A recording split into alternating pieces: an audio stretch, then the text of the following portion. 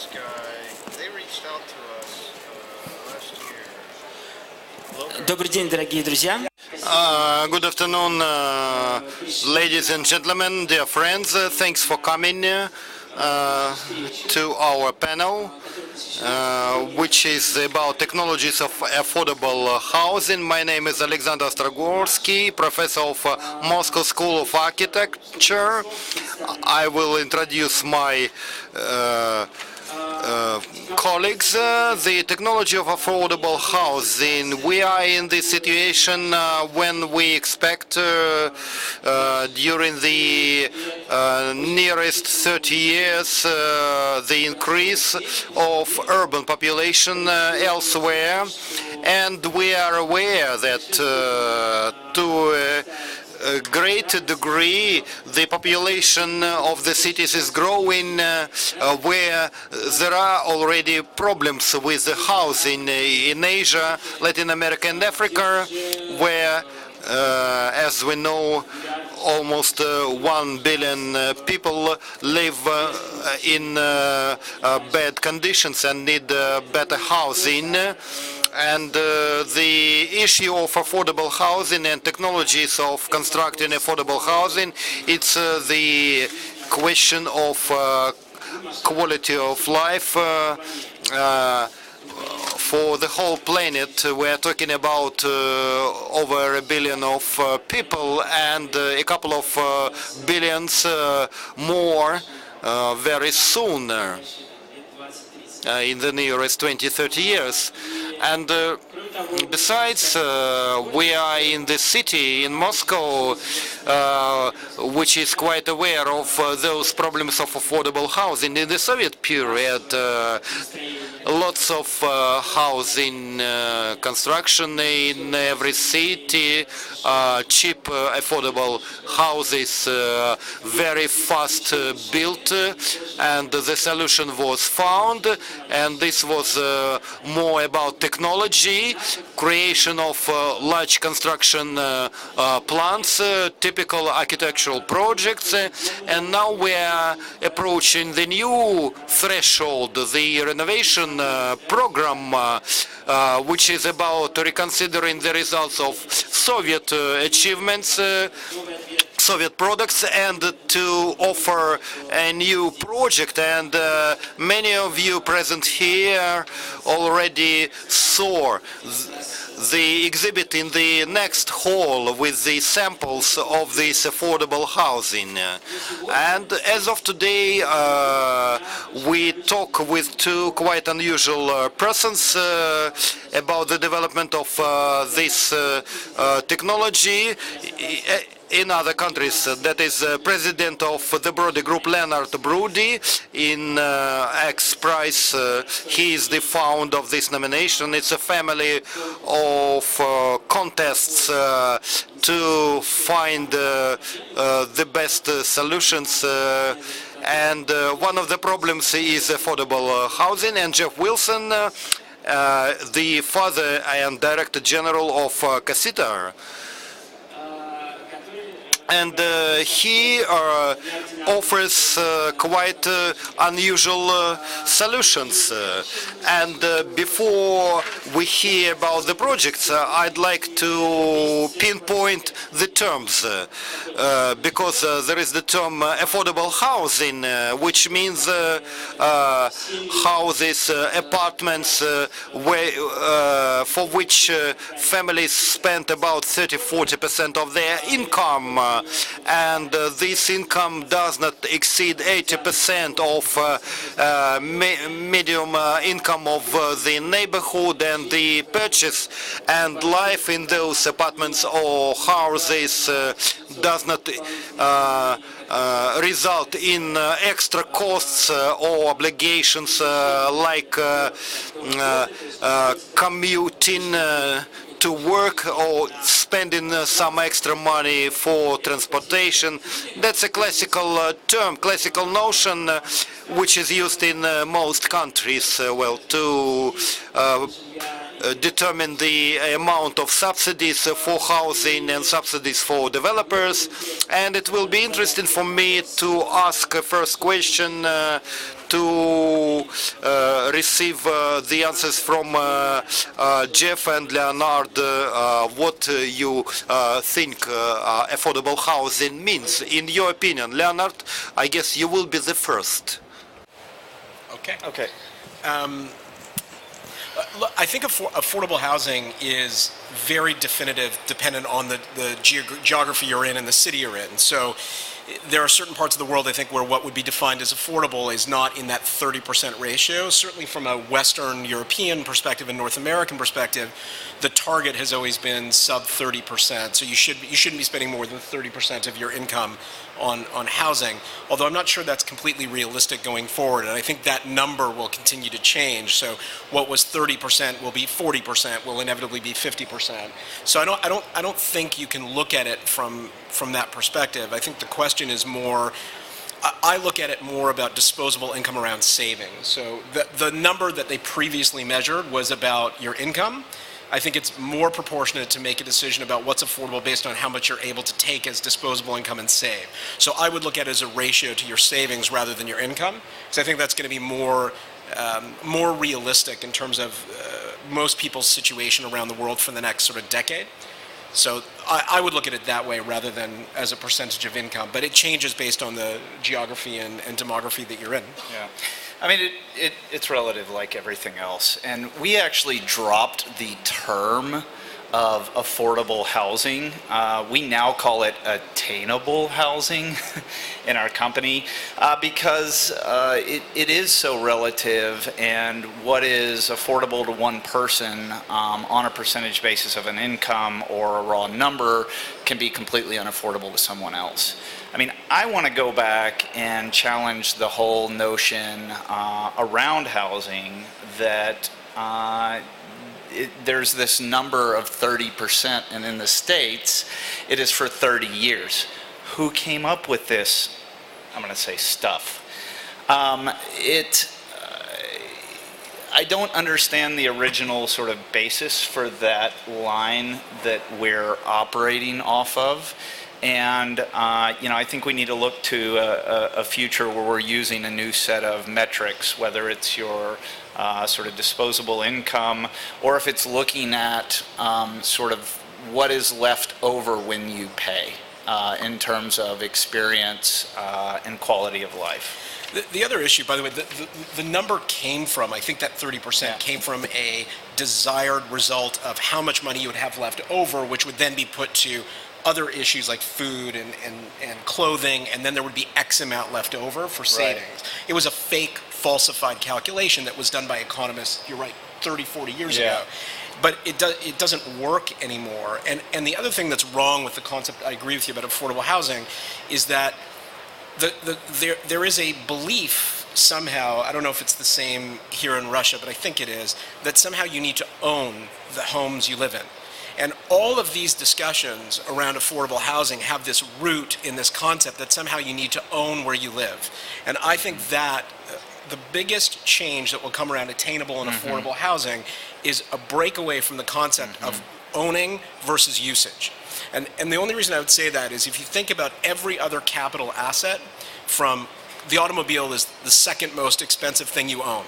And the automotive industry figured out very clearly that usage was much more valuable than was ownership. Most people in the Western world don't own their vehicles, they lease them.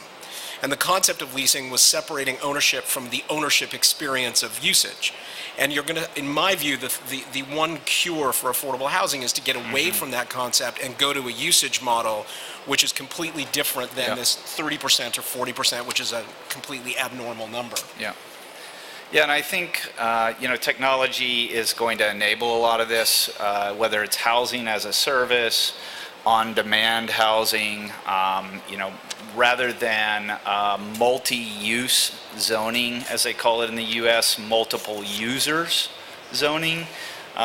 There's going to be a pretty dramatic shift to where I think home is not going to be where your sticks and bricks and mortar are, but home will be actually an experience of a space that's not fixed.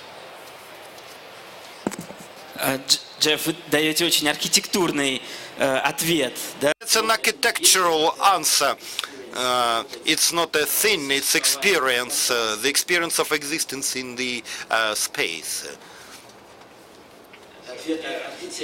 That's an answer of the architect. You know, what we're trying to think about at Casita and a few of the other companies out there right now is redefining home first as a product rather than home as a house, and then looking at that product with a type of UX or user experience. So designing around a user, relative to designing a kind of fixed space. So it's an integrated product that has both software and hardware that can actually adapt to the user in new kind of ways. Давайте теперь как раз и поговорим. Let us talk about the projects that you represent, and I suggest Casita project will be the first. So Casita is a startup company. We're based in Austin, Texas. We're moving into the California and New York markets right now. And we have designed a product, I call it an integrated product, that is a micro home. It's about 33 square meters. But it was designed by a product designer, an industrial designer, who thought about it from the beginning as an integrated piece of hardware, software that could also be mass manufactured and that could go through iterative cycles and that could be focused on a sort of user experience. So starting with that idea that we're making an integrated product and not necessarily a house, then we start to look to things like how we use this. So one of the things that's going to come up a little bit later is the whole idea of land, right? It always comes back to the land and where are you going to put things. There's one solution of having sort of a home as a service and no one really owning. What we're trying to do is look in the cracks in space-time in the urban environment. So very small, irregular plots of land. We've found thousands of these in Austin. There are literally thousands of them in New York that no real estate developer would typically be interested in. But because we're so small and fast and dense, we can stack up these micro units to go into these very small areas of space. The other thing we deal with is time. Because we can stack our units up, say for a... Oh, wait 1 second.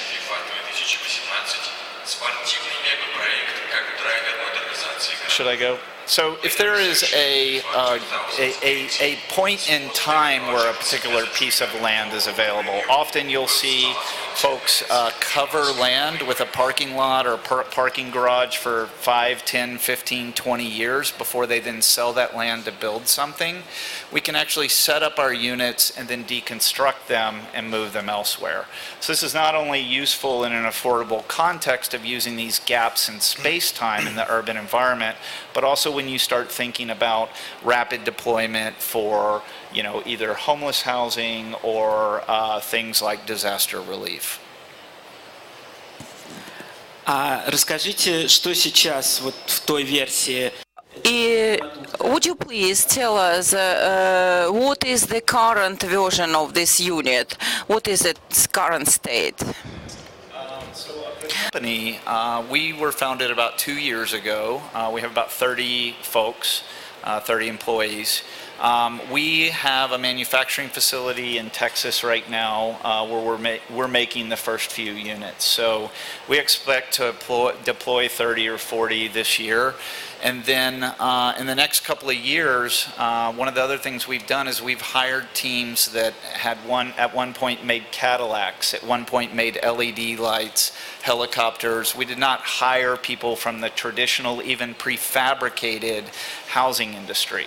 We brought in people from all of these different industries, combined them with our architects and designers. So we are aiming to make, at some point, roll one of these out per minute out of the factory. This is about as fast as one of our folks made Cadillacs, and I figure that a casita is a lot less complicated than a Cadillac. But what is the unit? What it contains? Oh, How what much is in it? space? Oh. Facilities? So the it's 33 square meters. They're absolutely gorgeous. They look like a very high-end modern apartment. They have maybe 3.5 meter ceilings. They are 33 meters. They have a washer, dryer, kitchen, queen-size bed. Come sort of fully furnished with everything that you would typically have. And you can either set one of these down on a rooftop or in your backyard or in a parking lot, and it plugs in right now to normal utilities. Eventually we will have, I'd say in the next 3 years, an off-grid version. But then what's special about them as tiny houses is they also stack. I know there's going to be some commentary on tiny sort of houses and some of the Russian sort of history here that I can talk to in a bit, because I know there's some history. Ну, 30 метров. 33 meters. According to today's Moscow standards, is not bad. It's not really bad. And we have 18 and 20 square meters in Moscow even. Yanis, you are engaged in a project, so you run a tender and you collect many ideas on the affordable housing market. Tell us about innovation. What kind of innovative ideas are coming to you to express? Just to clarify, I'm not the founder of XPRIZE. Just to clarify what I do, my day job, what I do every day, is I'm a partner at CAA, which is the talent agency based in Los Angeles. So we represent probably 75 to 80% of the AAA talent in Hollywood. So the clients of the firm are people like Johnny Depp and Steven Spielberg, and I run the division of CAA that builds companies for talent.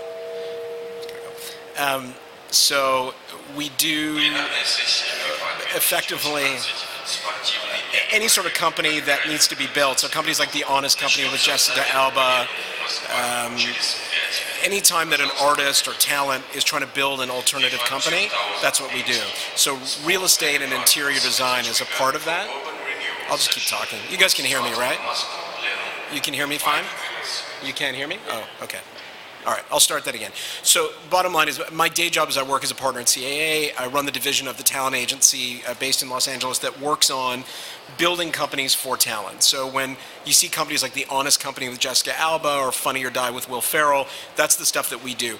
How I got involved with real estate and the concept around the future of human living, as a part-time thing, I chair a property technology fund run by a family office in Vancouver, and we do a lot of investing in the space around the future of human living, the future of habitation. So we would look at companies like Jeff's and look in those spaces and try to figure out where the urban landscape is going to look like over the next 30 years. XPRIZE, we founded and sponsored an XPRIZE for the future of affordable housing. And what that's evolved into is a housing roadmap that's actually now been taken over by Lowe's, which is a big home hardware store based in the United States and Canada. And the purpose of that was to try to figure out, most of us aren't stupid enough to think that we have the answers to everybody's, the answers to all the questions. So the more what XPRIZE is really good at is going out into the community, soliciting ideas, bringing them together, and then bringing panels and juries to judge on what works. So that's how you got Virgin Galactic.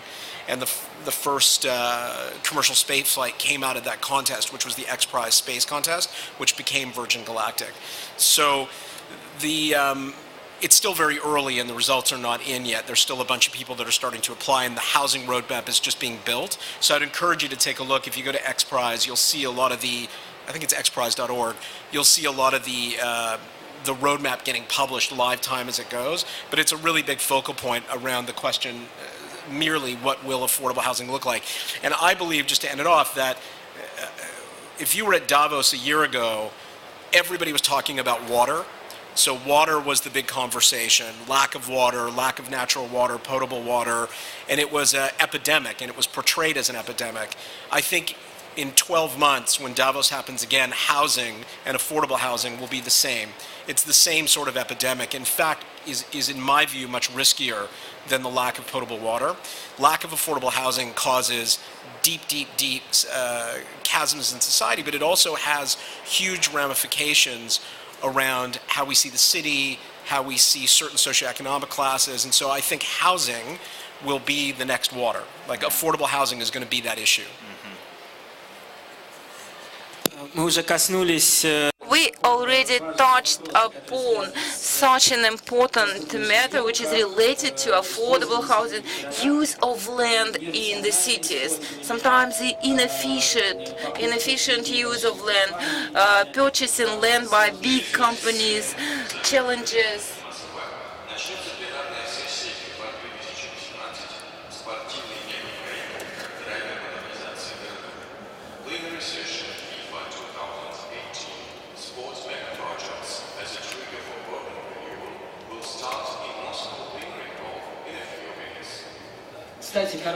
It's a good guess.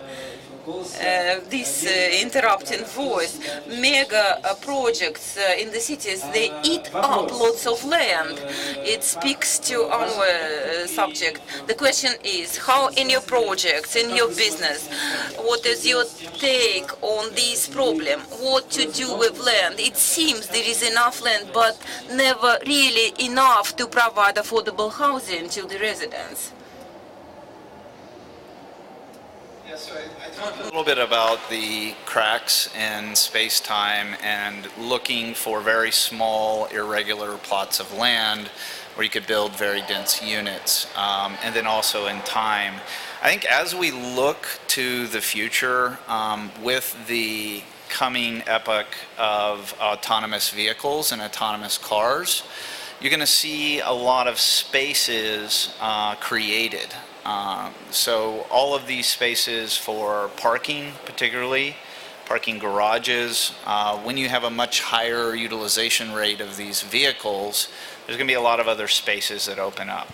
So if we can create solutions that, you know, allow folks to live with dignity, not tents, and can be quite nimble in space and time, I think that's part of the solution is figuring out how to move into these pieces of land that open up or that are open that folks aren't interested in right now. Yeah, I have a bit of a contrarian view about this. I don't believe land is the issue. I think that we're living in an era, everybody buys into, we go through these movements of ideology. So suburbanism in the 1940s, late 1940s, early 1950s, everyone was sitting in a room like this talking about suburbanism as it was the greatest thing, and it was easy to buy into it in the concept. And we're doing the same thing with density. So now you're having these conversations about the importance of density and the importance on the environment and how it's going to affect how we live, and you're seeing about 80% of the planet will be living in urban centers within 25 years. I think the fallacy with that is there's plenty of land. I live most of my days in Canada. We got lots of room for everybody. And the reality is it's our definition of density that's the problem, because you think of density as these mega cities, but the reason you have mega cities is because transportation is very complex. If transportation works and you have density around pods of suburbs where it's much easier to go in and out, it changes the way we think of suburbanization. So I think that the path we're going on around density is very dangerous and could put us in the position, if we're not careful, about where we were in industrial revolution density, where you had spreading of disease and, you know, lots of people living crammed together in small spaces is not a good thing. And it was never a good thing. And so, yeah, and some of you may have heard, you know, I think Google has bought a lot of land in upstate New York. There's an incubator called Y Combinator that brings in startups in the Bay Area and sort of curates them and sets them loose. They bought some land down the California coast. There are some folks, and then there was just a talk that I was listening to, that the sort of constructed city out in Black Rock Desert. every summer that's called Burning Man. You know, I'm not convinced yet that the kind of spirit and energy of a city can be built outside of a city where the land is cheap. It might be done. Some of these constructed kind of capitals like Canberra in Australia, the feeling that you get when you go to these spaces isn't that you're necessarily in a city. What I think might happen is that cities may be constructed within cities. So if you think about these small pieces of land or some new sort of building done on these nodes within a city, and then you begin to connect those nodes as a single community, you know, maybe originally through data, but then through maybe even a utilities network, you may see, or there may be a possibility for like the creation of a city actually within a city. То есть, Джефф, вы все-таки... You are for the density to go up, right? You are for the density. Да. Хорошо, а вот, мне кажется... And then there is a question. I believe you can be single-minded on this question. This is on what needs to happen to a construction industry, which manufactures an incredible footage of residential areas, affordable, not affordable, it's another story, and many people are employed in the construction industry. So economies relies on construction, like Chinese economy has been relying on construction mostly. And the entire world depends on Chinese construction sector. And what needs to happen to this gigantic industry, and which is important, but inertia is a part of it. What needs to happen to construction in the future? I mentioned earlier that I chair a property tech investment group, and the company that we work with happens to own a construction company, so we're involved in construction from the beginning. There's no question construction is very inefficient. It hasn't really advanced. I'm not talking about there's the materials piece of construction, which is the actual windows and doors and materials you're using in the build. That hasn't evolved very much, although that's starting to change, and neither has the process of actually building the building evolved. And one of the reasons for that, one of the real issues around why construction hasn't evolved that much is because of HVAC systems, because it's actually very complicated to get a central HVAC in a 19-story tower and build it in an efficient way. So the real innovation will come when people solve that, but there's no doubt that that has been very, very, very far behind. But in the US and Europe, there's quite a few companies, startups that are working on both the materials. So there's a really interesting company out of Holland that has created living concrete. So it's bioorganism concrete so that it's leak-proof. So when water hits it and it penetrates, bioorganisms open up inside the concrete and seal it. There's companies like View Glass, which are creating nanoglass. You know, there's lots of these models that are now coming to fruition. The question is, are the developers motivated to be using that technology, and if it saves, do they actually pass that savings on to the people that are buying the property? And so I really think, I said this earlier and I'll say it again, land cost and building cost is not going to be the solution for affordable housing, because you have to have actors in the system who are prepared to solve the problem. So if Jeff provides me housing and that housing is 50% cheaper to build, and I'm a developer and I'm selling it, what's my motivation to be selling that at 50% less when the market will demand X price? I still think the answer to all of it, everyone's distracted with land and with cost of building, the answer is financial engineering.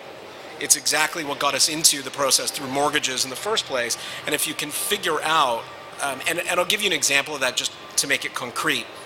If you think about your car and you lease a car, what you're really doing is you're paying for the usage of the car, but that experience to you is just like owning the car. There's no real functional difference between leasing a car and owning a car. Yet with real estate, there's a functional big difference. And the question is, why do you care if you own your home?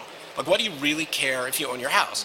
Well, if you're a parent, maybe about school districts, it's about stability, and maybe it's about the increase in value in the house.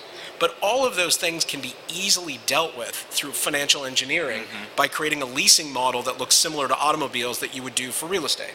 So to me, that's the answer. Like, there's no doubt that building costs have to come down and land costs are going to continue to rise. And companies like Jeff's are going to be really important in that process because there's always demographics that are going to need it to be served. But at a very, very macro level, I really think it's about financial engineering. Yeah, and it's, land is an element. It is the entire system that's screwed up. I mean, you look at innovation in the industry, I would argue that the last major leap in dense housing was in the 1880s in Chicago when the home insurance, the first skyscraper, the home insurance building was built. Steel, right? Elevator, up.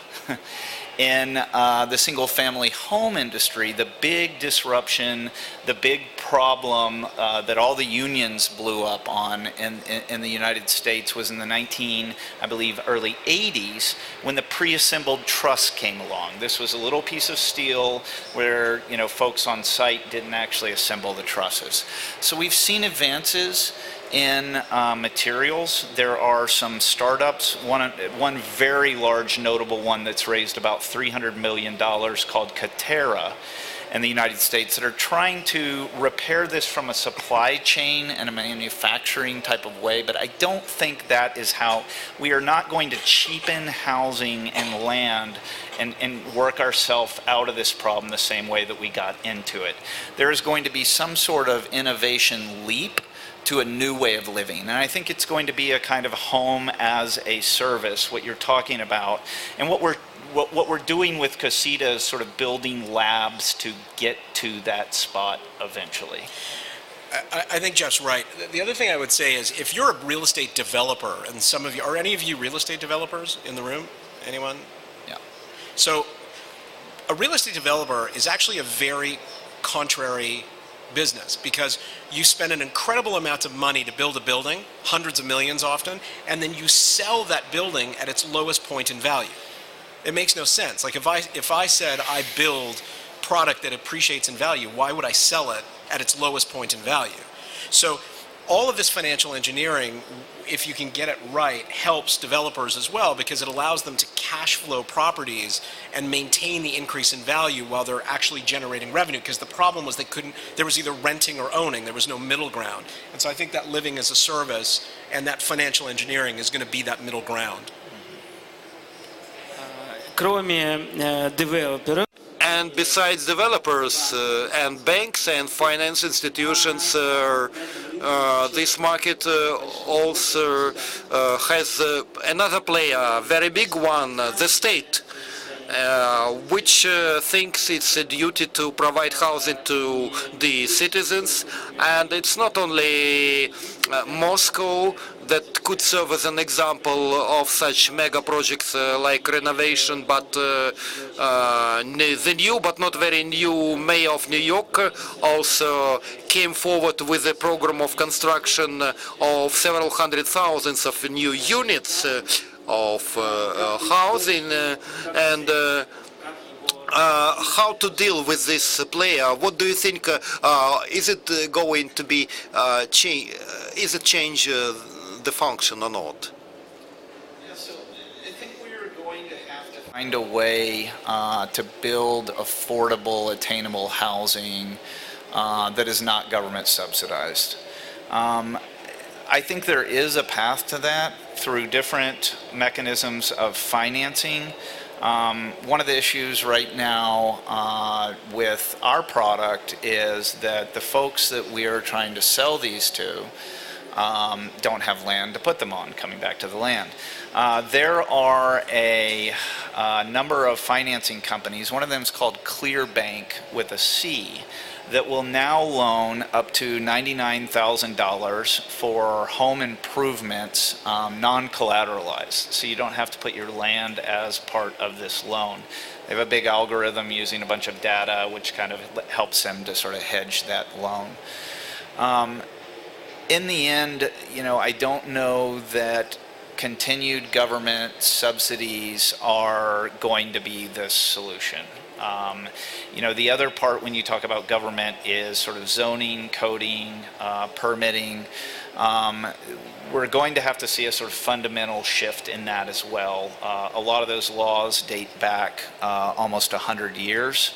And we've seen a lot of change, things like the internet and computers, sort of the automobile, sort of over that time period. So I think it's probably time to re-examine it. Yeah, I think that the guilty party, if there was a trial about affordable housing, would be the government. The current affordable housing crisis globally is, for the most part, at the hands and behest of governments. They have done a terrible job of zoning issues. Like, I live part-time between Los Angeles and Vancouver. Vancouver is becoming one of the most, in fact, it is now the most expensive city in the English-speaking world. So cost per square foot is more expensive than New York, more expensive than San Francisco. And yet, if you want to build densified housing, if I want to build a laneway house on my single-family home lot, it's going to take you a year and a half to get a zoning permit to do that. So all along the way, governments have been poorly executing how they handle both affordable housing strategy, but also how they handle zoning and models of living. They haven't actually put a lot of forethought into how it would work. So if you think about how and again, the city of Vancouver is very guilty of this. They talk all the time. The mayor's office talks all the time about density, but density is not the answer. Density is turning back the clock, to the 1800s. What you need is a smart ecosystem of living where you have certain centers of cores of activity, but transportation allows you to create hubs around that are dense, but not dense in the way you think of people living in tiny apartments living on top of each other all the time. So I think zoning is going to be a big issue. Governments are going to have to get out of the way. I think Jeff is right. Subsidized housing is never going to be the answer. And if you look at most subsidized housing around the world, it's not the best for the dignity of the people who live there. It's not exactly designed with living in mind. It's just to move people off the street. So that I think has got to change. And unfortunately, no matter what we do. And that's why, by the way, I think financial engineering is one of the real answers to affordable housing, because it's the one thing you can do that doesn't require you to deal with zoning laws and bylaws. You can start to re-engineer the process so you can do it outside of the traditional land acts and real estate acts that exist in a lot of these countries. Спасибо большое за... Thanks a lot for your answer. I think it's time we summarize our panel. I stressed some things which are interesting for me. First of all, they serve as interesting comment in relation to renovation program in Moscow. I mean, you have to find some landlords, forgotten landlords, rather focus on large pieces of land, and it's important also to develop new finance tools and not using old conventional tools like banking, financing of developers, or budget funding from the state, funding of developers or future tenants, and also another important thing is the density issue. Moscow is has joined this dialogue or conversation to increase density, which is necessary, but there are other points of view which have to be taken into account, and it was important to listen to them. Leonard, thank you. Jeff, thank you for coming and sharing your views on this problem. Our next session, next panel in this hall is called The Role of Architect and why the freedom of creative thought is useful to cities. That will be the continuation of our conversation, because Jeff and Leonard, you offer alternative points of view, proposals to reconsider many concepts and ideas within the urban space and economy, and to find solutions for really significant problems, as Leonard justly said, of epidemiological and scale and effects. Thanks again. Thank you to the audience. And please come back in a quarter of an hour.